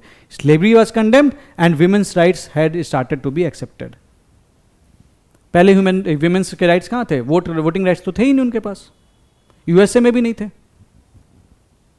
तो जब नहीं थे वीमेंस के पास राइट, और पहले तो वोट करने के लिए प्रॉपर्टी, और उसके बाद भी था कि भाई जिनके पास प्रॉपर्टी है उनको पहले देंगे वोट का हक। अब इस टाइम पे if you are 18+ you can vote. Changing social norms change हो रहे हैं। देन टेक्नोलॉजी भी इंप्रूव करी, जो नई टेक्नोलॉजीज हैं उसके चलते नए एथिकल क्वेश्चंस आ रहे हैं। और नई टेक्नोलॉजीज के चलते क्या, जो एग्जाम्पल मैंने आपको दिया, ये भी टेक्नोलॉजी ही तो है। So new technologies are creating the new ethical questions. So there is the evolution of ethics. This is leading to the evolution of ethics, and so the ethical standards are changing. Awareness बढ़ रही है, जैसे जैसे knowledge grow कर रही है, people recognize the ethical flaws in earlier standards. लोगों को समझ में आ रहा है कि पुराने जो हम चीज़ें फॉलो करते हैं दैट इज नॉट राइट, उसको हमें चेंज करने की जरूरत है। For example earlier we have OSA, अभी भी है, ऑफिशियल सीक्रेट्स एक्ट, और secrecy in governance was of the primary importance, कि भैया गवर्नमेंट की कोई भी चीज़ इधर उधर नॉलेज नहीं होनी चाहिए। बट आज के डेट में we always talk about the transparency. Transparency is the new ethical norm. We have a particular topic related to the transparency in ethics, segment 7, हम इसको पढ़ेंगे डिटेल में। और RTI से, इससे रिलेटेड हम RTI भी पढ़ेंगे, right to transparency, right to information. Because governance में हमें ट्रांसपेरेंसी चाहिए। We want a government which is accountable for its action. We want a government which is responsible for its action. So the ethical norms are changing. Think of this, influence of movements and leadership, like civil rights movement in USA. This brought in the new ethical standard for racial equality. पहले गोरे और काले बहुत होता था, आज की date में they are considered as equal, at least on the records, at least on the records. वो अलग बात है कि आज भी वो चीज़ चल रही है, वो तो हम भी फॉलो करते हैं। शादी करने जाते हैं तो घर वाले क्या देखते हैं, ये लड़की करिया है, यही तो बातें होती हैं, ये लड़की गोरी है, this kind of things that are happening. तो वो एक्चुअली हम भले वो बोलते रहे कि भाई that is not right, but we ourselves are doing that, but ठीक है, that is happening, that is the part of the society. उस पर अभी हम ज़्यादा डिटेल में नहीं जाते, just I want to say कि we have the influence of movements and leaderships. We also have the influence of social media, जहाँ पे उन लड़कियों को भी वो रिस्पेक्ट दी जा रही है whereby we are respecting, नहीं ठीक है somebody is black, somebody is fat and all, तो हमें उसके बेसिस पे बॉडी शेमिंग नहीं करनी है। तो that is the new ethical norm also. Body shaming गलत है, हमने एक एथिकल नॉर्म बना लिया है। So that is the thing. Cross cultural exchange, gender equality, LGBT rights, LGBTQ+ rights, homosexuality was earlier criminalised, today it's not. तो same sex marriage are being allowed, society is slowly accepting, पहले accepted नहीं था, चल पहले से रहा था, but now this is becoming a part of society, ठीक है। And so the thing is that, and that is why the ethical standards are changing. अब सवाल आती है, ठीक है एथिकल स्टैंडर्ड चेंज हो रहे हैं, तो हमें एथिक्स की जरूरत ही क्या है? बहुत बड़ा सवाल है, हमें जरूरत ही क्या है एथिक्स की? चलो भैया अच्छी अच्छी बातें तुमने बता दी, why do you need ethics at all? The reason is this, human desires are infinite. हम लोग की डिजायर्स तो अनलिमिटेड है। गांधी जी ने एक स्टेटमेंट बोला था, the earth has everything for the human needs, मतलब human wants, but not for everyone's greed. There is something the statement like this. तो उनका मेन मुद्दा ये था कहने का कि जो आपकी ज़रूरतें हैं उसको पूरा करने के लिए तो धरती के पास सफिशिएंट है, लेकिन आपकी जो डिजायर्स हैं उन सारी चीज़ों को पूरा करने के लिए हमारे पास सब कुछ नहीं है। The earth do not have the enough resources like that. And वो बेसिकली इस चीज को इंडिकेट कर रहे थे कि ह्यूमन डिजायर्स जो हैं that is actually infinite. So need के लिए हमारे पास सब कुछ है, बट ग्रीड के लिए हमारे पास सब कुछ नहीं है। So we need to control, we need to put a control on your desires. अगर हम आपकी डिजायर्स पे कंट्रोल नहीं करेंगे तो आप चोरी करोगे, आप मर्डर कर सकते हो, you can even go for the anti social activities.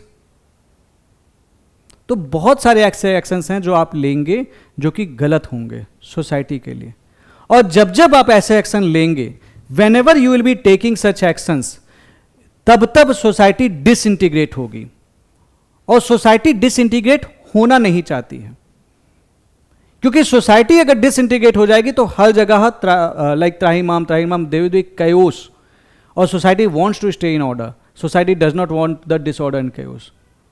तो सोसाइटी डिसइंटीग्रेट नहीं होना चाहती, तो इंडिविजुअल एस्पिरेशंस को उसको कंट्रोल करना पड़ेगा। और उस इंडिविजुअल एस्पिरेशंस को कंट्रोल करने के लिए society make the norms, sometimes in the form of social norms, sometimes in the form of religion, sometimes कि ये इंसान मोरल है कि नहीं है, morality, and sometimes in the case of institutions like in the form of institution, that is the law, and sometimes in the form of ethics.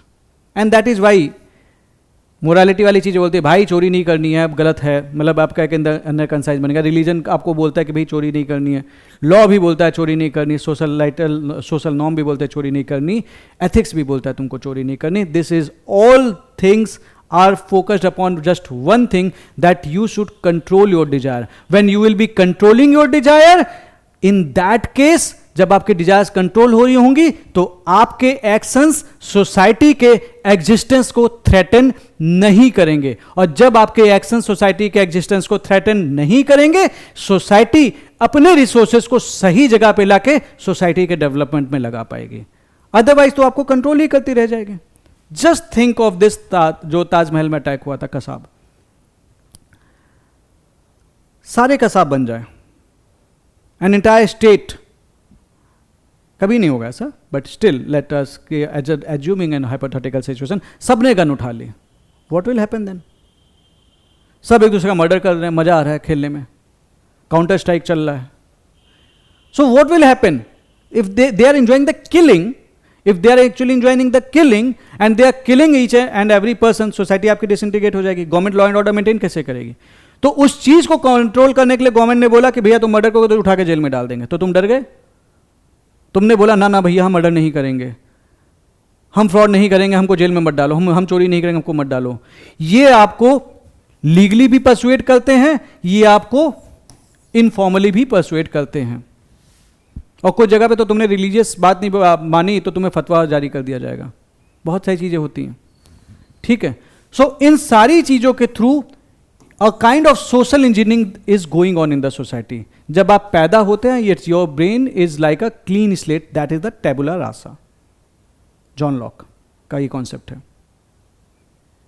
उन्होंने बोला कि जब इंसान पैदा होता है, हिज ब्रेन कुछ नहीं होता उसमें, it's a tabula rasa, it's a blank slate, जो लिख कर दोगे वही बन जाएगा इंसान। तो बचपन से मम्मी लोग क्या सिखाते हैं? उतनी पैर पसारो जितनी लंबी चादर हो। अच्छी अच्छी स्टोरीज पढ़ते हैं आप किताबों में, आप ये पढ़ते हैं कि चोरी नहीं करनी चाहिए, ये पढ़ते हैं कि भाई उसने क्या कहते हैं that was slow and steady wins the race. बहुत सारी अच्छी अच्छी चीज़ें पढ़ते हैं, वो आपको लाइफ की लर्निंग्स बनती हैं। आप सीखते हैं कि भाई किसी आप अपने दम पे कुछ करना चाहिए, like you should be self independent. बहुत सारी ऐसी आपको वॉयलेंस नहीं करना चाहिए, आपको सच बोलना चाहिए, बहुत सारी चीज़ें आप सीखते हैं। कोई वो गलती करे तो उसे माफ़ कर दो, something like that. You keep on learning something like that, this becomes the part of your culture, this become the part of your social norm. उसके चलते आपकी मोरालिटी डेवलप होती है। जब आप रिलीजियस टीचिंग्स पढ़ते हैं तो आप भगवान के कैरेक्टर से बहुत सारी चीजें पढ़ते हैं। मर्यादा पुरुषोत्तम राम आप पढ़ते हैं ना, आप ये भी तो पढ़ते हैं कि उन्होंने अपने पापा की इज्जत रखी थी, इसलिए वो जंगल गए थे, और इसलिए आपको भी अपने पापा की इज्जत करनी चाहिए। You learn a lot of stuff from him, you learn a lot of stuff from Lord Krishna, you learn a lot of stuff from other gods.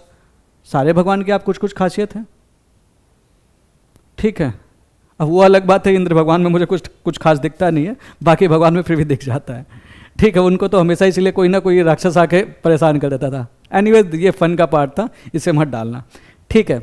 So that thing I want to say कि ये सारी चीज़ें, this is working as a kind of social engineering to what, to limit your aspirations. When you are limiting your aspirations, so conflict and chaos will be avoided. When conflict and chaos will be avoided, peace and harmony will prevail in society. When peace and harmony will prevail in society, the resources of the society will be used for what? For the development of the society, and that is why ethics is important. अब ये सारे भी वही काम कर रहे हैं लगभग, और इसीलिए अक्सर इसको बहुत सारे बच्चे कंफ्यूज कर जाते हैं, but that is the part of your syllabus कि मैं आपको इसके बीच में डिफरेंस बताऊंगा। दे प्रोवाइड द स्टैंडर्ड कि किसके बेसिस पे आपको बिहेव करना है, and that is what the ABC of the societal needs. Society wants that the action should be right, the behaviour should be right, and the choices should be right. Right choices, right behaviour, right actions, और ये होगा तो ये desires will be limited, society will keep on existing, that is the purpose, ठीक है। So we need the ethics. और उसके आगे तो फिर बाकी फ्लोरी लैंग्वेज लिखने के लिए तो बहुत सारी चीज़ें हैं, ठीक है, उसके तो मैं आपको टेक्स्ट दे ही दूंगा, but that is the main purpose of why do we need ethics.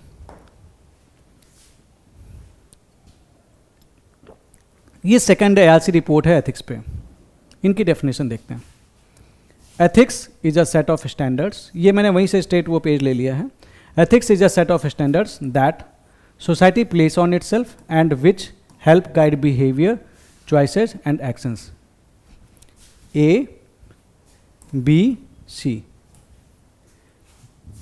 ये डेफिनेशन यूज कर सकते हो एज पर सेकंड ARC। कभी क्वेश्चन आए ना कि what is ethics, as per second ARC report note कर लीजिए। Ethics is the set of standard that society place on itself and which help guide behaviour, choices and actions. ये लिख सकते हो। तो क्या हुआ, आपके आंसर को इम्बैलेंसमेंट मिल गया, एक फ्लोरी मतलब एक अच्छी लैंग्वेज में आंसर मिल गया, और एक आपके कंटेंट को एक स्ट्रेंथनिंग भी मिल गई। The commission is painfully aware that standard do not by themselves ensure ethical behaviour that requires a robust culture of integrity. The crux of ethical behaviour does not lie in bold words and expression inside standards but in their adoption in action. जो मैंने आपसे बात बोली थी कि आप सोच क्या रहे इससे मैटर नहीं करता, आप कितने अच्छे लॉज बना रहे इससे मैटर नहीं करता, मैटर इससे करता है कि आपके एक्शंस में क्या चेंजेस आ रहे हैं। In sanctioning against their violation, in putting in place competent disciplinary bodies to investigate allegation of violation and impose sanction quickly and in promoting a culture of integrity. फिर उसके बाद उन्होंने सीधे करप्शन की बात की है। Corruption is an important manifestation of the failure of ethics, this is also an important term. The ethics is derived from the Greek word ethikos meaning arising from the habit, ठीक है। तो ये चीज़ आप यूज कर सकते हो। बाकी जो चीज़ें मैंने बताई हैं that is of the clear आपको बताई दी है, तो ये आराम से आप you can read and understand, इसमें ज़्यादा कुछ है नहीं। एथिक्स है सही एक्शंस के लिए, करप्शन है that is the failure of ethics, simple. तो एथिक्स एक थ्योरी भी है। As a theory it is a philosophical discipline जहाँ पे हम वो फंडामेंटल प्रिंसिपल्स समझते हैं, पढ़ते हैं, जिसके बेसिस पे moral judgements are passed whether your actions are right and wrong. So it can be seen as a theory, but that is not the purpose of ethics. Purpose है हमें इस चीज़ को प्रैक्टिस में लाना है। एज अ प्रैक्टिस हम ethics में ये देखते हैं कि what are the ends that has to be gained through the ethics. हम एथिकल प्रिंसिपल्स को अपने एक्शंस में अप्लाई करेंगे and we will be learning about that, and then what are your means to be attained that required end. सही चीज तो ये होती है right means has to be used for the right end. सही goal भी right होना चाहिए और मीन्स भी होना चाहिए, then that goes for the holistic, तब एक हॉलिस्टिक प्रिंसिपल बनेगा, ठीक है। कुछ एक्सेप्टेड एथिकल प्रिंसिपल्स या rules of judgement, do not undo others as you would not be done by, Christian maxim है ये। इसको हम एथिक्स ऑफ रेसिप्रोकेसिटी भी कहते हैं. That can be use like it. इससे सिंपल सी पता चलता है लाइक महाभारत में एक चीज़ सोच के देखना. इसका मतलब बेसिकली है कि आप जो नहीं चाहते आपके साथ हो, आपको दूसरे के साथ भी नहीं करना चाहिए. Just consider the plight of Draupadi. ठीक है, that was a mistake of Yudhishthira, that चौसर खेलने के लिए उन्होंने अपनी वाइफ को दांव पे लगा दिया. Just consider a situation. वो तो उनकी गलती थी. आई नेवर एक्सेप्ट वो भले ही इज कॉल्ड धर्मराज, बट एक चीज़ जहाँ पे फ्लॉ है कि भाई जुआ खेलने के लिए अपनी बीबी को कभी दांव पे नहीं लगाना है. गलत है. जो गलत है सो गलत है. You can't accept it. That was not an acceptable behaviour. अब ये बात कही जाती है उनको उकसाया गया. कोई बात नहीं, अगर आपको उकसाया गया then you should have control your emotions. Nevertheless, coming to this, हम बात कर लेते हैं, लेकिन यहाँ पे हम दुर्योधन की बात कर लेते हैं. दुर्योधन ने उसके बाद एक अगला कदम गलत उठा लिया. That he tried to hamper the modesty of Draupadi. चीरहरण कर दो. अब आप एक चीज सोच के देखो, दुर्योधन की एक सिस्टर थी दुशाला. दुशाला के जो हस्बैंड थे, अगर वो जुए में दुर्योधन से दुशाला को हार जाते तो क्या ये हरकत अपनी बहन के साथ करते, या फिर किसी और से वो हार जाते तो क्या दुर्योधन चाहते कभी इनकी बहन के साथ ऐसा हो? नहीं हो. तो ये काम इनको भी नहीं करना था. तो जब भी कोई आप एक्टिविटी करें तो आप अपने आप को उसकी जगह पे रख के सोच ले कि क्या आप चाहते हैं उसके आपके साथ ये काम हो. If the answer is no, तो आपको ये काम नहीं करना है. So these are some of the principles that can help you to decide कि whether you should take this action और not. So do not unto others as you would not be done by Christian maxim. ठीक है, इससे you will be learning empathy, you will be learning fairness. आप चाहेंगे कि fairness हो, restraint हो, सारी चीज़ें. ठीक है. सोशल मीडिया एंड ट्रोलिंग में आप इसे अप्लाई कर सकते हैं. लाइक हम हेट स्पीच नहीं चाहते कि भाई लाइक अगर आप चाहते हैं, हम अक्सर हेट स्पीच सुनते हैं कि उन्होंने हेट स्पीच दे दी. क्या कोई व्यक्ति अपने परिवार के अगेंस्ट में हेट स्पीच चाहेगा कि या फिर उसको ट्रोल किया जा रहा है उनके परिवार वालों को? नहीं ना. तो in that case he should not be doing that. अगर वो इस चीज़ को समझ लेगा, इस बेसिक प्रिंसिपल को समझ लेगा, तो इट हेल्प्स टू कंट्रोल और curb the hate speech. It helps to control the corruption also. एक करप्ट ऑफिसर है, एक एग्जाम्पल लेते हैं, एक IAS है, उसने 5 करोड़ की घूस मांग ली एक इंडस्ट्रियलिस्ट से कि अगर तुम हमको 5 करोड़ रुपए नहीं दोगे तो हम तुमको इसको स्टार्ट करने का लेटर नहीं देंगे. I won't be allowing you. Just think, just replace the positions. अगर इस इंडस्ट्रियलिस्ट को IAS ऑफिसर बना दिया जाता और इस IAS ऑफिसर को इंडस्ट्रियलिस्ट बना दिया जाता, तो क्या ये IAS ऑफिसर चाहता कि इसको 5 करोड़ देना पड़े? The answer is no. वो कभी करप्शन करेगा ही नहीं. तो the moment the officers will understand that कि हम अगर अपने आप को उस कदम में रख के देख लें and then we will decide कि हम चोरी करेंगे कि नहीं करेंगे, एक सही आंसर आपको मिल जाएगा. आप कभी करप्शन नहीं करोगे. You will never be doing the corruption. And that is why Pullela Gopichand, जब इन्होंने ऑल इंडिया चैंपियनशिप जीती थी, उन्होंने कोला एडवर्टाइजमेंट मना कर दिया because that was harmful for the health. नहीं तो फिर रजनीगंधा कदमों में दुनिया चल रहा है. You are seeing that. अब इनके बच्चे के लिए चाहेंगे कि ये खाते रहें. So that is highly unethical यार. कुछ अच्छा काम कर लो. People are following you, you are following the money. But क्या कर सकते हैं. ठीक है, कुछ दूसरे जागरण आप यूज कर सकते हैं तो अपने आप को लाइक दूसरों से ज़्यादा अच्छे नंबर देने के लिए. महाभारत का ये कोट है, आत्मनः प्रतिकूलानि परेशम न समाचरित.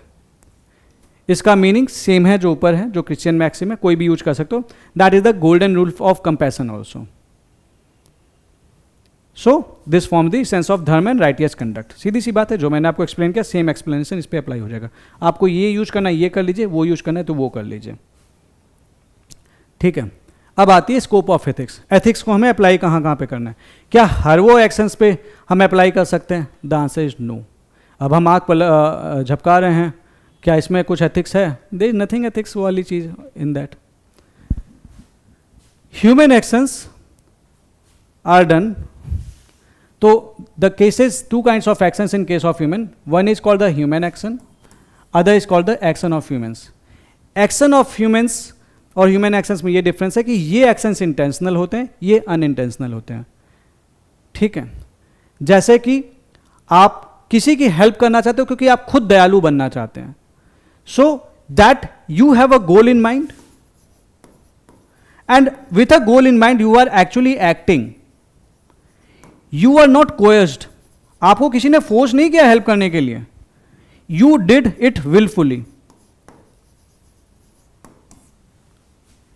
So when you are doing it consciously, deliberately and in view of an end, then that human action is within the scope of ethics. लेकिन कोई एक ऐसा एक्शन जो कि अनइंटेंशनल हो या फिर जो कि अनविलफुल हो, वॉलंटरी ना हो या कंसियस ना हो या डेलिब्रेट ना हो, जैसे आप सो रहे हैं, वॉक कर रहे हैं, तो ये एथिक्स का पार्ट नहीं, एथिक्स इसको स्टडी नहीं करता. अब मेरी कनपट्टी पर बंदूक लगा दिया, ठीक है, और बोला कि भैया तुम्हारी कनपट्टी पे बंदूक लगा हुआ है, अब तुम उसको जाके खाना नहीं सर्व की तो जान से मार देंगे.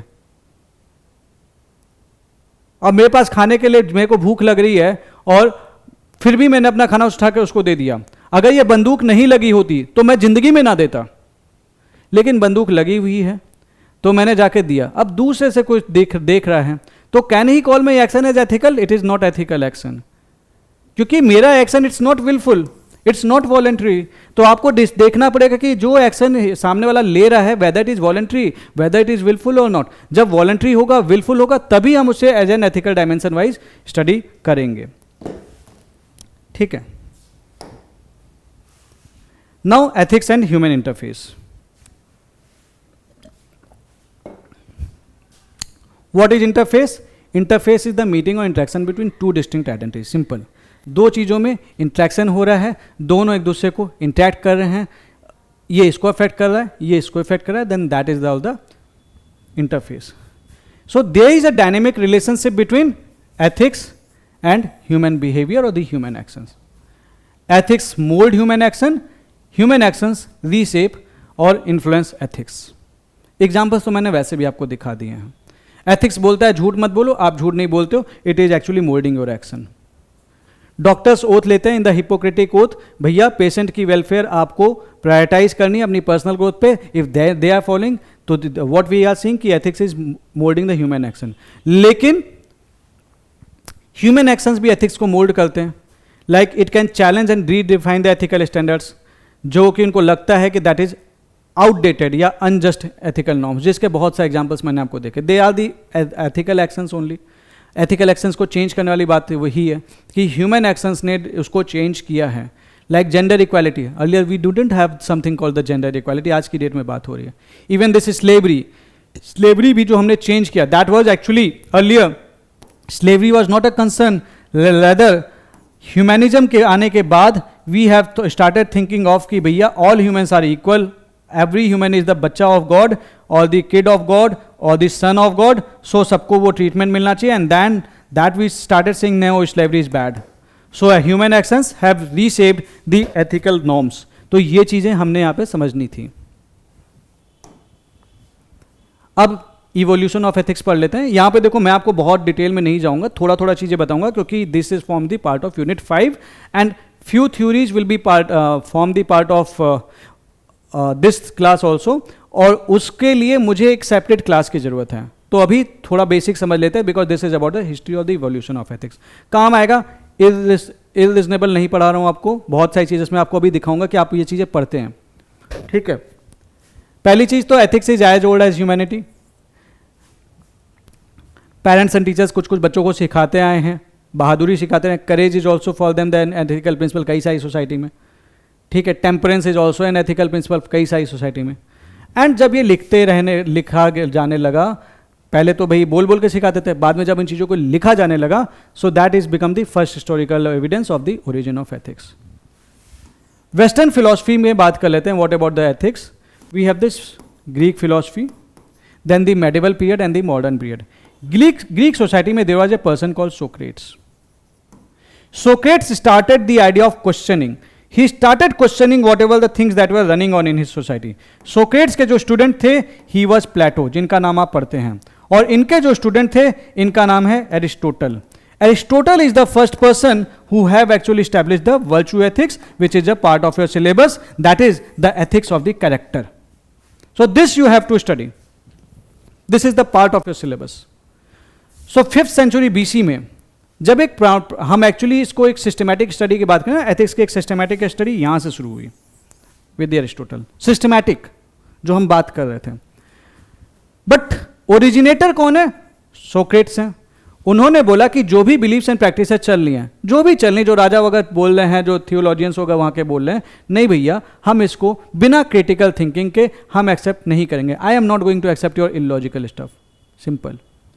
सो it was he who promoted the rational criticism.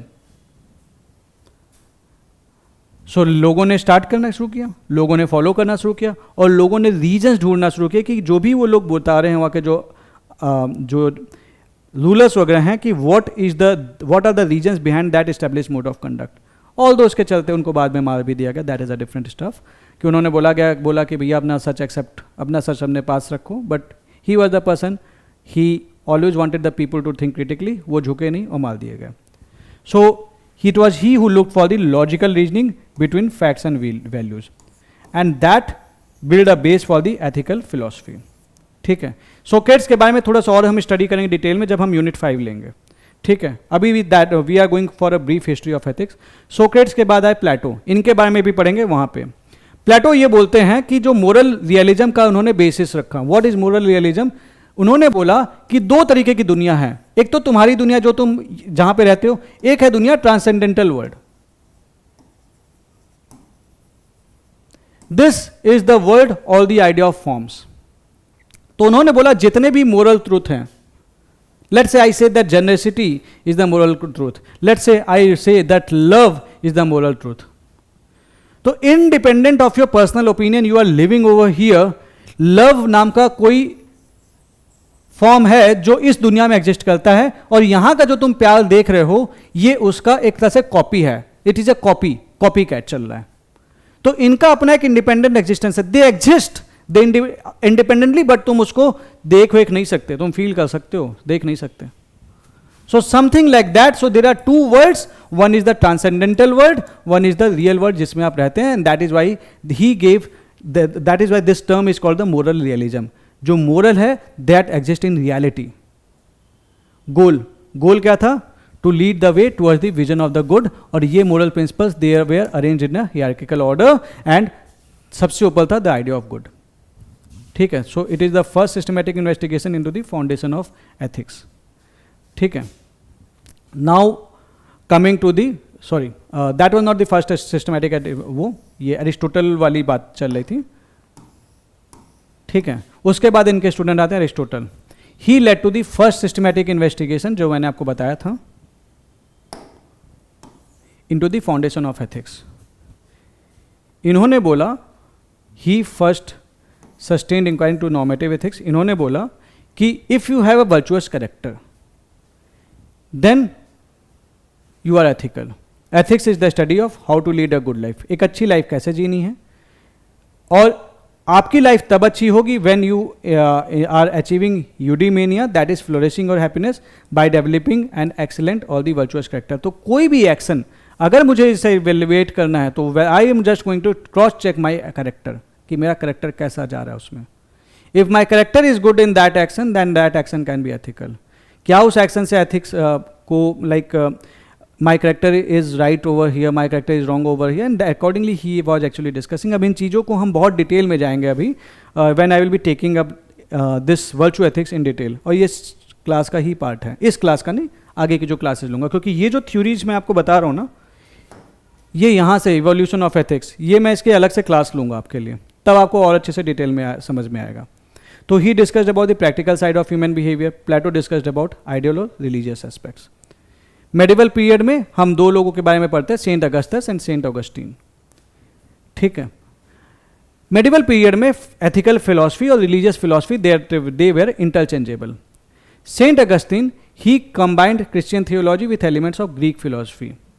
ठीक है, तो उन्होंने बोला the pursuit of earthly wellbeing with preparation of soul for eternal salvation. So he was talking about the balance. कुछ काम ऐसा करें धरती पे भी जो अच्छा हो, लेकिन वो काम इस तरीके से ओरिएंट हो कि आप जब धरती को छोड़ के जाओगे तो आपको सेल्वेशन मिल सके, शांति मिल सके, आगे जाके मोक्ष प्रदान हो सके। So he talked about the earthly well-being, temporal good, and he talked about the eternal salvation, that is the spiritual good.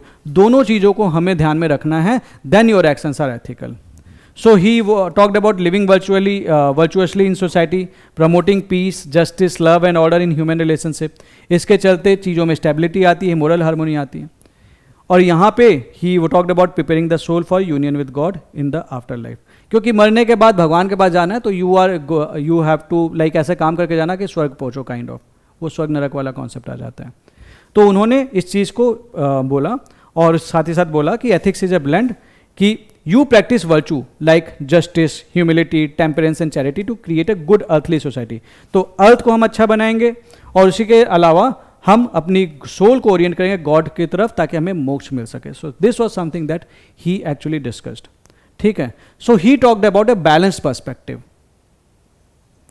Perspective of earthly desires, earthly activities and the target of achieving the eternal salvation.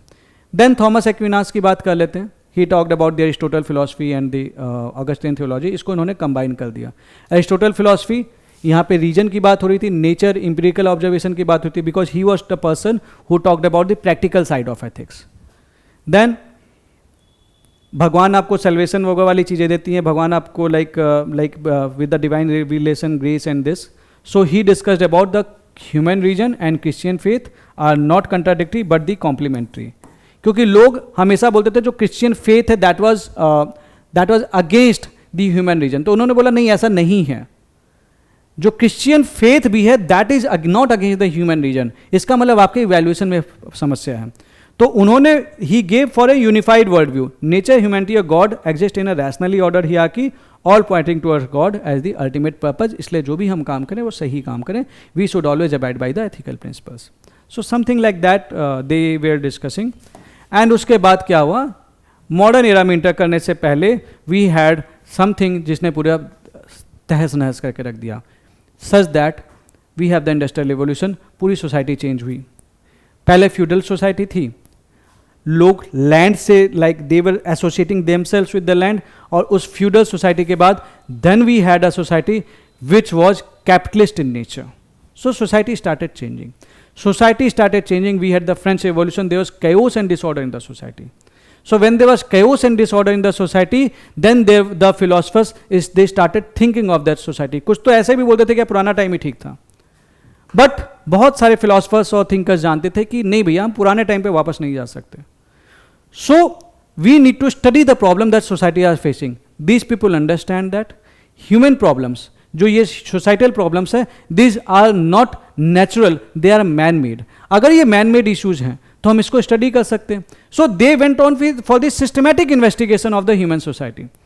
And when they went on for this systematic investigation of the human society, तो उन्होंने क्या किया, उन्होंने principles of sciences को apply करना शुरू किया. Step by step through the empirical observation they started observing and they started giving their theories कि ये चीज़ ऐसे होगी, ये चीज़ ऐसे होगी, ये चीज़ होगी. and on the basis of this ethical principles we can frame the laws etc. तो उसके लिए उन्होंने अपने ethical principles देना शुरू किया and on the basis of that कुछ ethical theories famous होने शुरू हुई. so they developed ideas to address the needs of the changing world. अब उन ideas में सबसे main है दैट इज द डिओन्टोलॉजिकल थ्योरी. इसको हम डिटेल में पढ़ेंगे, अभी बहुत ज़्यादा नहीं पढ़ेंगे. टेलियोलॉजिकल थ्योरी और the consequentialist, non consequentialist and the contractarian theory. ये बात करती है about the means. Means is related to Immanuel Kant. Duty is everything. आप अपनी ड्यूटी कैसे कर रहे हैं. Right means action itself should be an end. Then you have the teleological theory and utilitarianism, maximum benefit of maximum numbers. We have an end in mind. J.S. Mill, Jeremy Bentham, ये सारे नाम आप पढ़ेंगे, आप आगे देखेंगे. And then the contractarian theory that is based upon the mutual consent and rational agreement. Modern में you will be reading about something called Hobbes, Locke and Rousseau that is related to the social contract. and contemporary theory John Rawls, theory of justice पे तो question भी आ रखा है, Aristotle पे question आ रखा है. ठीक है. तो हमने वर्चू एथिक्स देखा, वर्चू एथिक्स पे क्वेश्चन आ रखा है. You will always see the question on Kant. You have seen the question on John Rawls. Utilitarian पे भी क्वेश्चंस आते हैं। तो ये थ्योरीज आपकी अक्सर सिलेबस में आती रहती हैं। So you will have to understand the basis of this theories, और ये बहुत आसान है, छोटी छोटी थ्योरीज हैं। हम बहुत टेक्निकल डिटेल में नहीं जाएंगे, हम इतना जाएंगे कि मेरा एथिक्स का काम हो जाए, 150 वर्ड्स में लिख सकूँ, एंड इफ़ इन जनरल मुझे अगर केस स्टडी में अप्लाई करना पड़े तो मैं अप्लाई कर सकूँ। तो ये सारी चीज़ें हम पढ़ेंगे, ठीक है। अब एक सवाल आता है, क्या कोई भी human conduct can be considered as ethical, although human conduct can be considered good as per different standards of society. अब कोई भी कंडक्ट है तो हम कोई भी एक्शन को ह्यूमन कंडक्ट को एथिकल नहीं कह सकते हैं। हाँ, ये हो सकता है कि दूसरे स्टैंडर्ड्स के अकॉर्डिंग वो सही मान लिया जाए, गलत मान लिया जाए। रिलीजन बोलता है सही है, लॉ बोलता है सही है, मोरालिटी बोलता है सही है, सोशल नॉर्म बोलता है सही है।